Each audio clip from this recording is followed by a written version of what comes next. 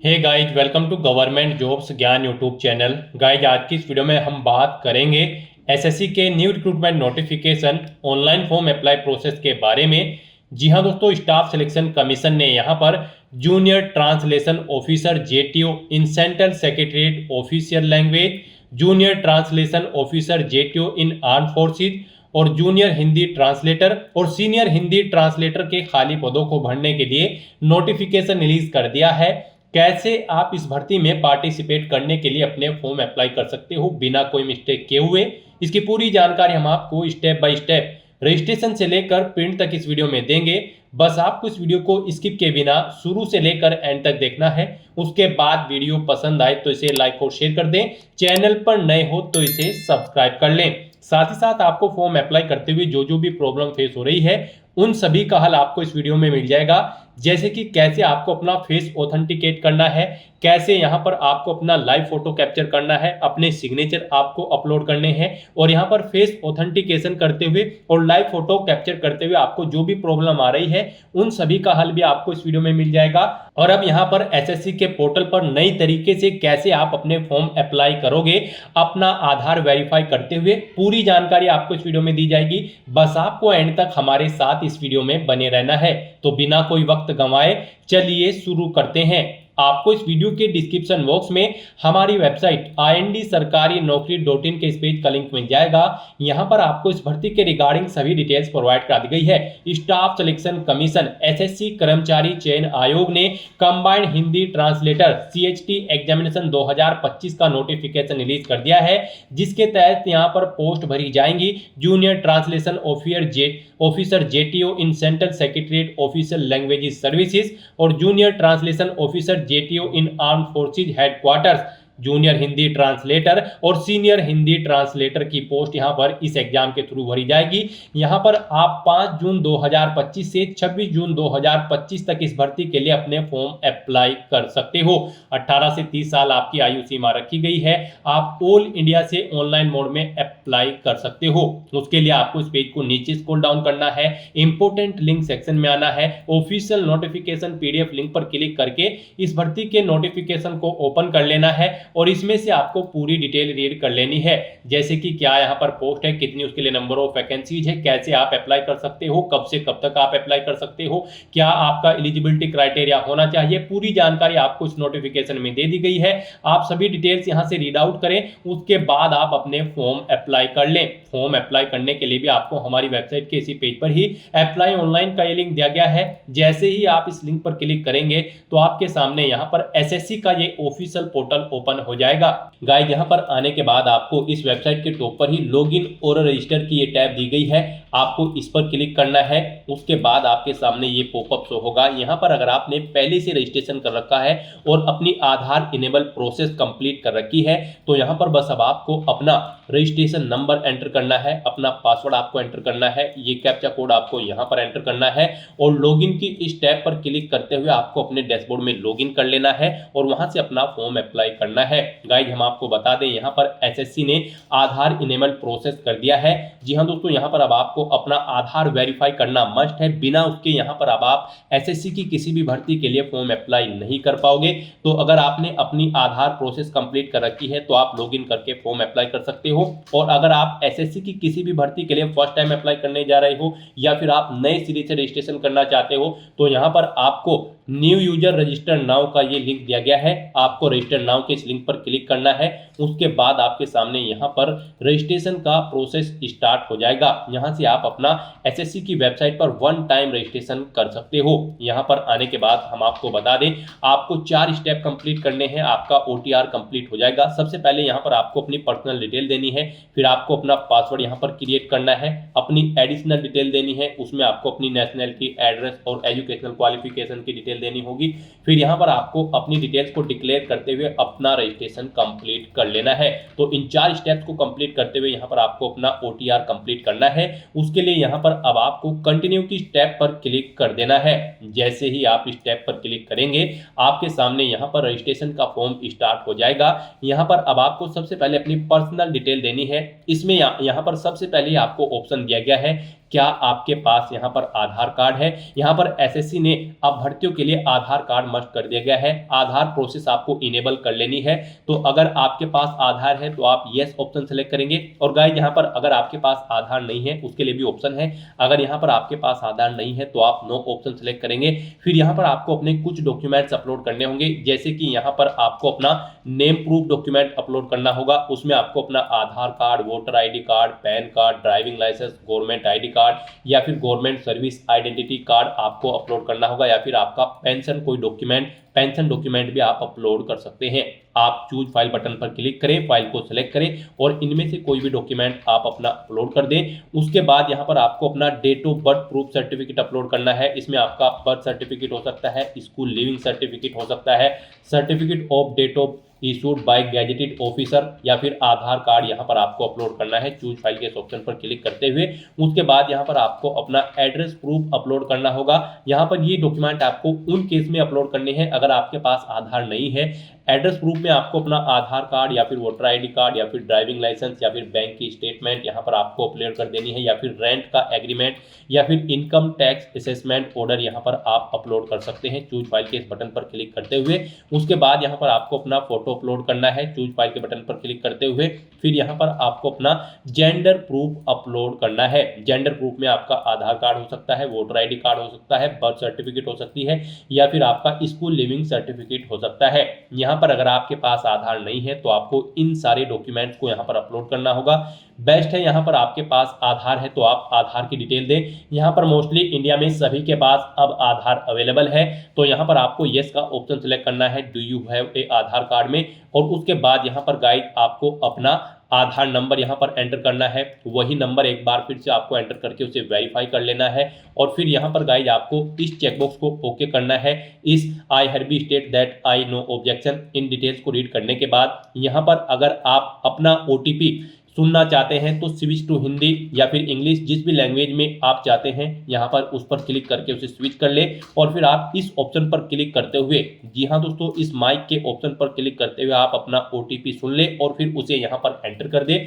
और गाइज यहाँ पर अगर आप सुनना नहीं चाहते हैं तो फिर यहाँ पर आपको सेंड ओटीपी के इस ऑप्शन पर क्लिक करना है। फिर आपके रजिस्टर्ड मोबाइल नंबर पर जिससे आपका आधार लिंक है उस पर एक ओटीपी आएगा, वो ओटीपी आपको यहाँ पर एंटर करना है। और फिर गाइज आपको वेरीफाई ओटीपी के ऑप्शन पर क्लिक करके अपना आधार वेरीफाई कर लेना है। फिर आपके सामने यहाँ पर शो हो जाएगा आपका आधार सक्सेसफुली वेरीफाइड हो चुका है। ग्रीन कलर में आपको वेरीफाइड का ऑप्शन यहाँ पर मिल जाएगा। उसके बाद गाइज यहाँ पर आपको अपना नाम एंटर करना है अपनी 10वीं की मार्कशीट के अकॉर्डिंग। फिर आपको वही नाम एक बार फिर से एंटर करके वेरीफाई कर लेना है।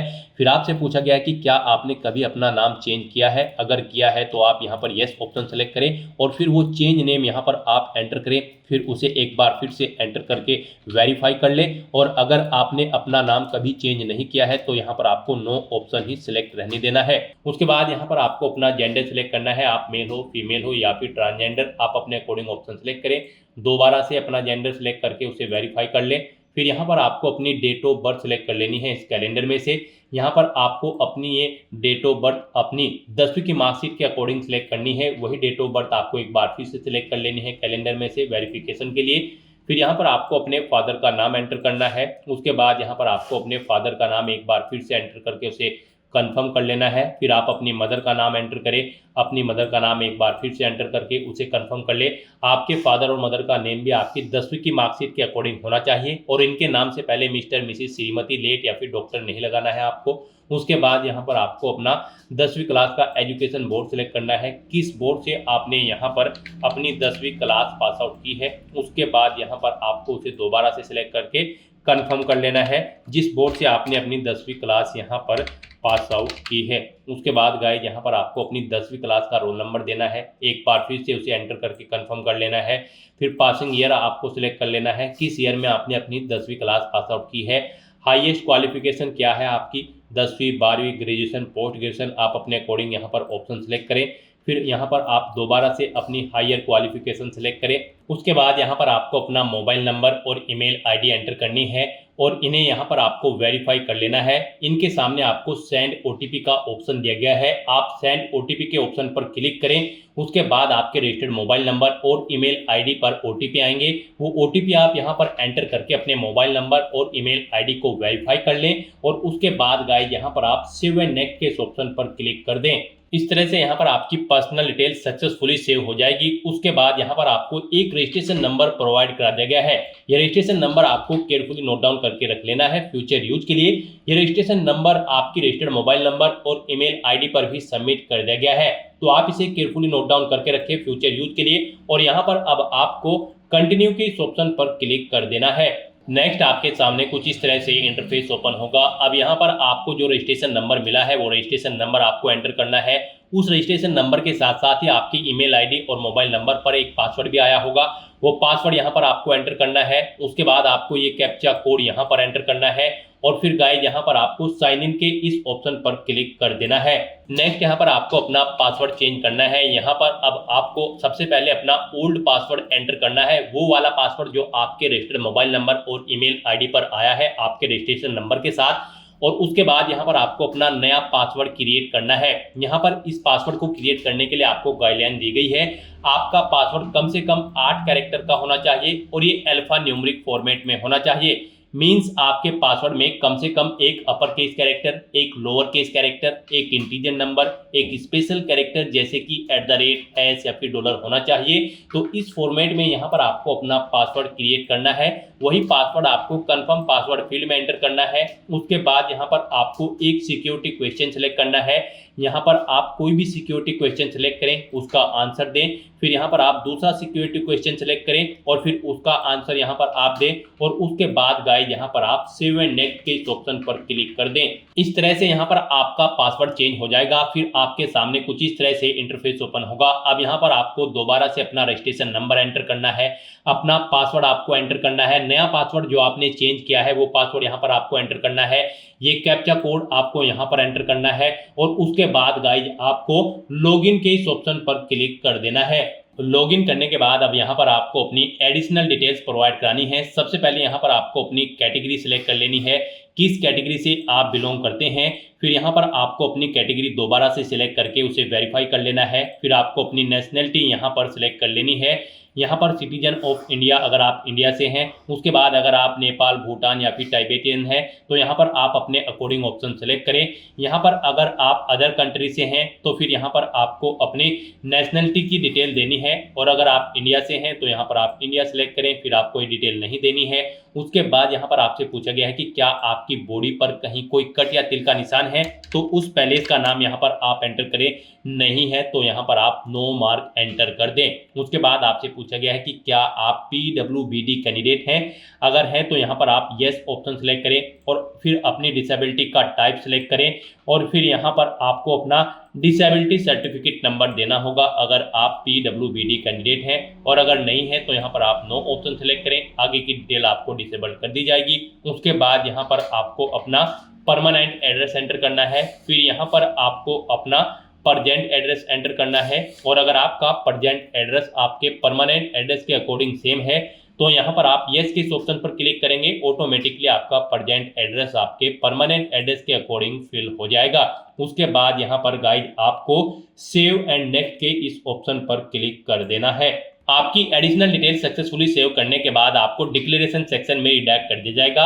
यहाँ पर आने के बाद आप अपने रजिस्ट्रेशन फॉर्म का प्रीव्यू भी चेकआउट कर सकते हो। आप प्रीव्यू OTR के ऑप्शन पर क्लिक करें और अपने रजिस्ट्रेशन फॉर्म का प्रीव्यू चेकआउट कर लें और उसका प्रिंट आउट भी आप ले सकते हो। और फिर यहाँ पर अब गाइज आपको आई एग्री के चेकबॉक्स को ओके करना है और उसके बाद आपको डिक्लेयर के ऑप्शन पर क्लिक कर देना है। इस तरह से यहाँ पर आपका SSC one time registration successfully complete हो चुका है। आपको आपके डैशबोर्ड में डायरेक्ट कर दिया गया है। फिर यहाँ पर आपको आपके डैशबोर्ड में लाइव एग्जामिनेशन के इस सेक्शन में कंबाइंड हिंदी ट्रांसलेटर एग्जामिनेशन 2025 का सेक्शन मिल जाएगा। इस सेक्शन में आने के बाद आपको यहाँ पर अप्लाई की इस टैब पर क्लिक करना है। फिर यहाँ पर आपको कुछ जनरल इंस्ट्रक्शंस प्रोवाइड कराए गए हैं, आपको इन्हें केयरफुली रीड कर लेना है। पेज को नीचे स्क्रॉल डाउन करना है और उसके बाद यहाँ पर आपको फिल फॉर्म के इस ऑप्शन पर क्लिक कर देना है। नेक्स्ट आपके सामने कुछ इस तरह से इंटरफेस शो होगा। यहाँ पर आपको आपकी पर्सनल डिटेल शो कर दी गई है। ये नॉन एडिटेबल है, आप इसे एडिट नहीं कर सकते हो। ये डिटेल आपके रजिस्ट्रेशन से फैच कर ली गई है। रजिस्ट्रेशन टाइम पे आपने जो अपनी पर्सनल डिटेल प्रोवाइड कराई थी उसे यहाँ पर आपको शो कर दिया गया है। आपको सभी डिटेल्स चेक करनी है। पेज को नीचे स्क्रॉल डाउन करना है और नेक्स्ट के इस ऑप्शन पर क्लिक कर देना है।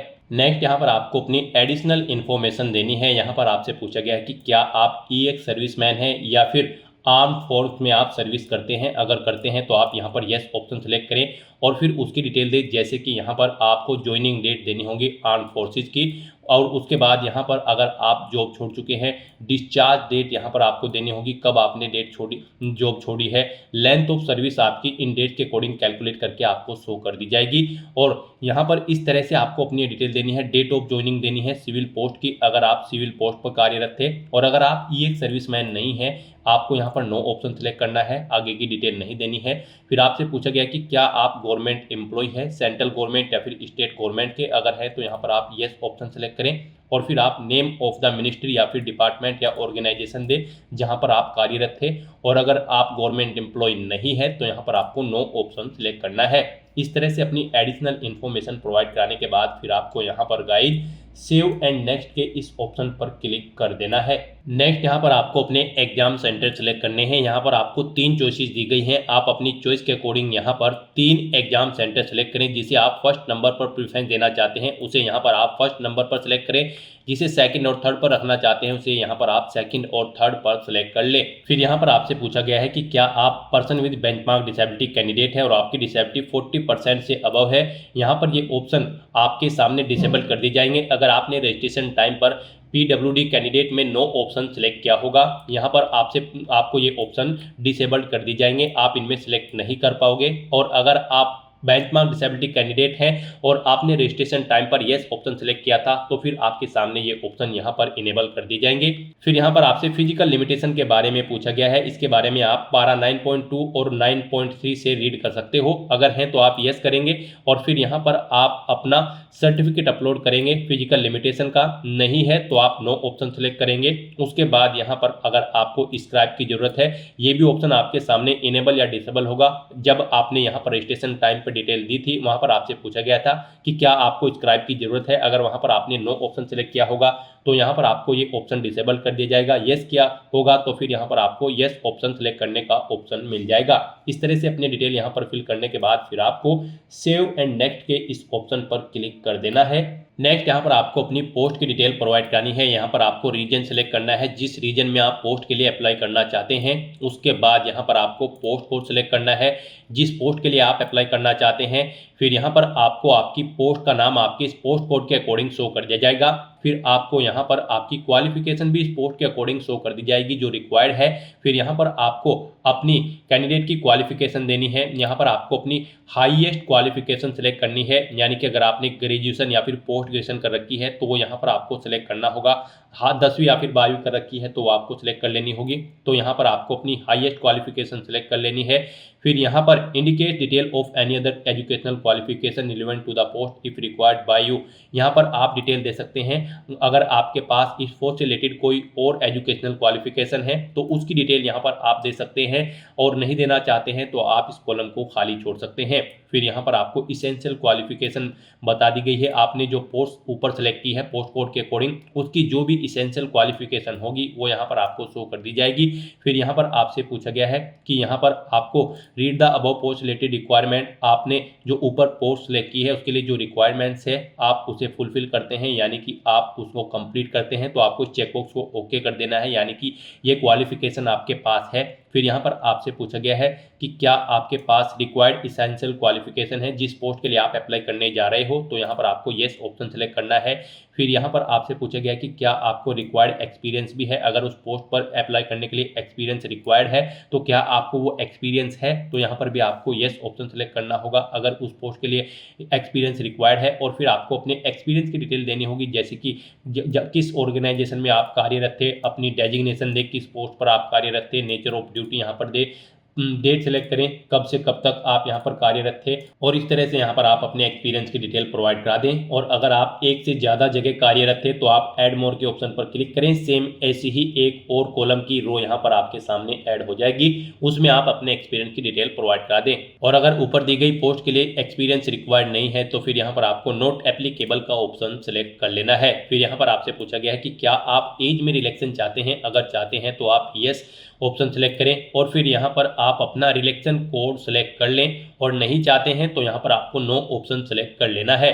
इस तरह से अपनी पोस्ट से रिलेटेड डिटेल प्रोवाइड करने के बाद फिर गाइस यहाँ पर आपको सेव एंड नेक्स्ट के इस ऑप्शन पर क्लिक कर देना है। नेक्स्ट यहाँ पर आपको अपना फोटो और सिग्नेचर अपलोड करने हैं। उससे पहले यहाँ पर आपको अपना फेस ऑथेंटिकेशन कंप्लीट करना है।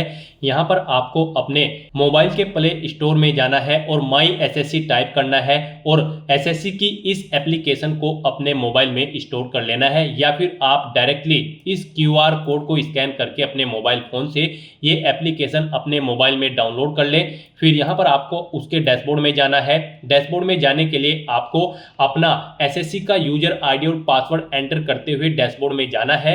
फिर आपको go to my application section में जाना है। फिर आपको कंटिन्यू बटन पर क्लिक करना है। फिर यहाँ पर आपको आधार ऑथेंटिकेशन वेरिफिकेशन के पेज पर जाना है, नेक्स्ट ऑप्शन पर क्लिक करते हुए, और फिर यहाँ पर आपको अपना फेस ऑथेंटिकेट कर लेना है।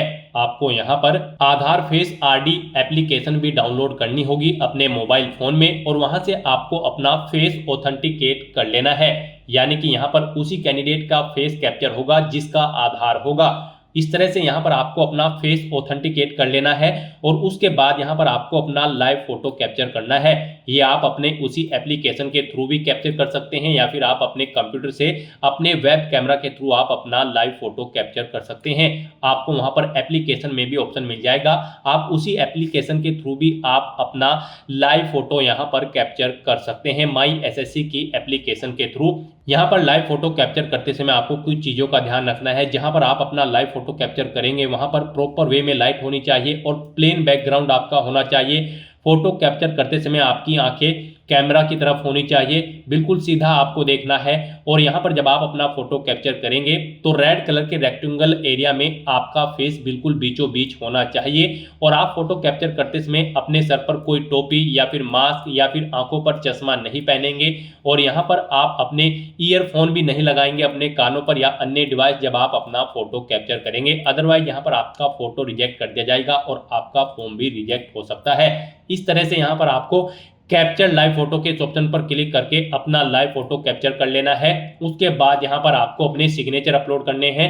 सिग्नेचर अपलोड करने के लिए भी आपको गाइडलाइन दी गई है। सिग्नेचर का साइज आपका 10 KB से 20 KB के बीच में होना चाहिए। JPEG या फिर JPG फॉर्मेट में आपके सिग्नेचर होने चाहिए। यहाँ पर आपके सिग्नेचर की जो विड्थ होगी वो 6.0 सेंटीमीटर और हाइट 2.0 सेंटीमीटर होनी चाहिए। रेजोल्यूशन उनकी 300 DPI होनी चाहिए। यहाँ पर आपके सिग्नेचर हॉरिजेंटली होंगे, बिल्कुल एक बॉक्स के बीचों बीच। हम यहाँ पर आपको दिखा देते हैं कैसे आपको अपने सिग्नेचर करने हैं। आपको क्लिक हियर टू रीड के इस लिंक पर क्लिक करना है। ये PDF आपके सामने यहाँ पर ओपन होगी।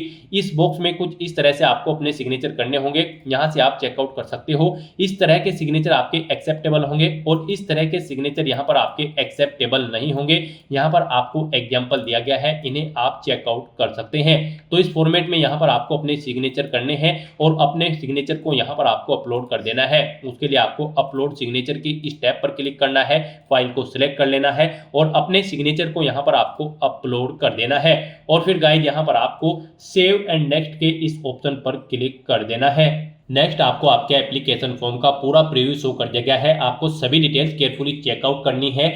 आप जिस सेक्शन में एडिट करना चाहते हैं, अगर कोई मिस्टेक है तो आप एडिट कर सकते हैं, या फिर गाइस यहाँ पर आप गो बैक के ऑप्शन पर क्लिक करके भी एडिट कर सकते हैं। और अगर सभी चीजें ओके हैं तो बस यहाँ पर अब आपको सेव एंड नेक्स्ट के ऑप्शन पर क्लिक कर देना है। नेक्स्ट आपके सामने डिक्लेरेशन सेक्शन ओपन हो जाएगा। अब यहाँ पर आपको आई एग्री के चेकबॉक्स को ओके करना है। ये कैप्चा कोड आपको यहाँ पर एंटर करना है और फिर गाइज आपको सबमिट के इस ऑप्शन पर क्लिक कर देना है। नेक्स्ट आपके सामने कुछ इस तरह से इंटरफेस शो होगा। यहाँ पर आपका एप्लीकेशन फॉर्म सक्सेसफुली सबमिट हो चुका है। आप यहाँ पर मैसेज चेकआउट कर सकते हो। यहाँ पर अब आप प्रिंट एप्लीकेशन के इस ऑप्शन पर क्लिक करके अपने एप्लीकेशन फॉर्म का एक हार्ड कॉपी प्रिंट आउट ले सकते हो, फ्यूचर यूज के लिए, फ्यूचर रेफरेंस के लिए। गाइस यहाँ पर अगर आप रिजर्व कैटेगरी से बिलोंग करते हैं तो फिर यहाँ पर आपको कोई फीस जमा नहीं करानी है, और अगर आप यहाँ पर जनरल ओबीसी कैंडिडेट है, अनरिजर्व कैटेगरी कैंडिडेट है, तो फिर यहाँ पर आपको 100 रुपये फीस के रूप में जमा कराने होंगे, जो कि आप डेबिट कार्ड, क्रेडिट कार्ड या फिर नेट बैंकिंग के माध्यम से या फिर यूपीआई के माध्यम से जमा करा सकते हो। उसके बाद यहाँ पर आपका फॉर्म सबमिट होगा और फिर आप अपने एप्लीकेशन फॉर्म का प्रिंट आउट ले लेंगे। तो यहाँ पर अब आपका फॉर्म सबमिट हो चुका है। अगर आप रिजर्व कैटेगरी से बिलोंग करते हैं तो अब यहाँ पर आप गो टू डैशबोर्ड के स्टेप पर क्लिक करके अपने डैशबोर्ड में जाकर चेकआउट कर सकते हो कि आपका एप्लीकेशन फॉर्म सक्सेसफुली सबमिट हो चुका है या फिर नहीं। आपको आपके फॉर्म का स्टेटस आपके डैशबोर्ड में शो कर दिया जाएगा। अपने डैशबोर्ड में आकर आप यहाँ पर एप्लीकेशन स्टेटस के इस लिंक पर क्लिक करके अपने एप्लीकेशन फॉर्म का स्टेटस चेकआउट कर सकते हो कि वो सक्सेसफुली सबमिट हो चुका है या फिर नहीं।